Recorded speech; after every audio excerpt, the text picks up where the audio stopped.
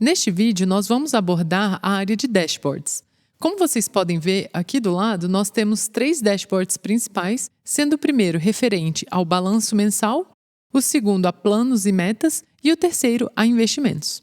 Bem, vamos nos concentrar agora na área de balanço mensal. Aqui nós temos 4 grandes blocos, como vocês podem ver. O primeiro deles é referente a receitas e despesas, e aqui a gente consegue ver as receitas e despesas ao longo do ano inteiro selecionado.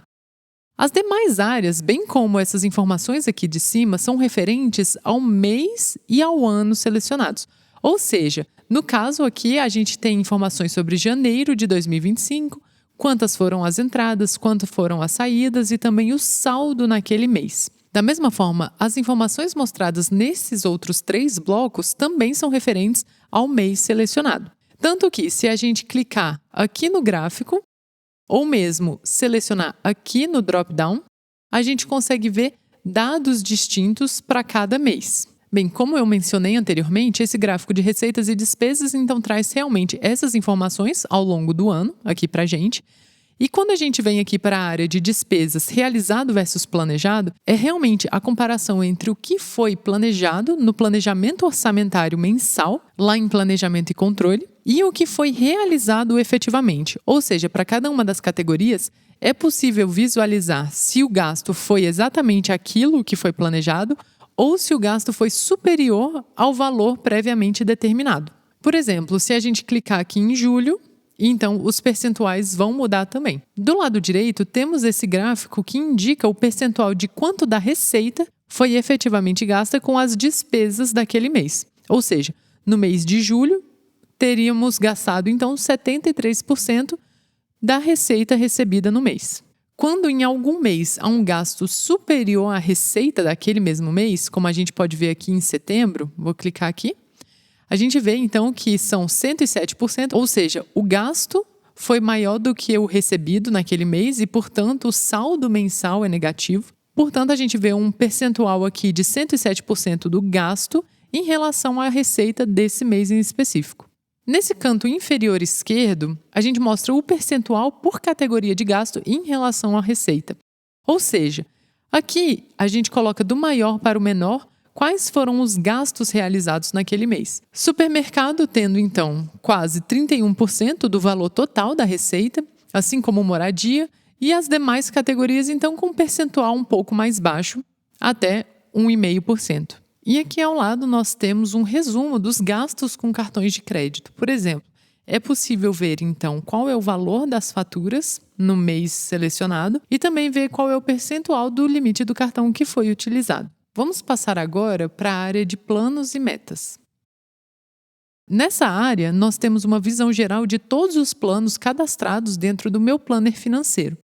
Nessa área, nós também temos 4 grandes blocos e neste primeiro nós temos a área dos principais planos, ou seja, onde a gente pode escolher quais planos a gente deseja visualizar para a gente ir acompanhando o desenvolvimento deles de mais perto. Por exemplo, é possível clicar aqui em cima e selecionar quais planos a gente deseja ver no nosso dashboard. Do lado direito, nós temos esse gráfico de grau de compromisso em relação ao mês atual. Significa que todos os meses, assim que você faz um plano, você vai ter um valor específico a quitar relacionado àquele plano e também o valor quitado, à medida que você vai dando baixa nos seus planos. O grau de compromisso é justamente o percentual do valor quitado em relação à soma, o valor total que você deveria quitar naquele mês.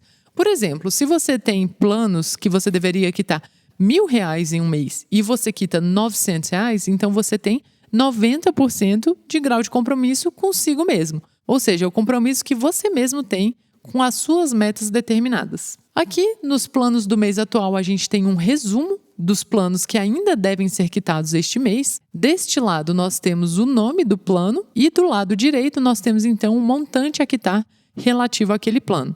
Então, para você saber quais planos você ainda tem a quitar mês a mês, basta vir aqui nessa área que você vai ver o que ainda está em aberto relativo aos seus planos. Por fim, aqui nós temos o montante acumulado. Então, o planner ele também vai mostrar um resumo de quanto você tem acumulado em cada um dos seus planos e também na instituição financeira em que aqueles planos se encontram. Agora vamos para a área de investimentos. Nessa área, você consegue ter um resumo de todos os seus ativos. Aqui você consegue ver quanto os seus ativos estão rendendo mês a mês.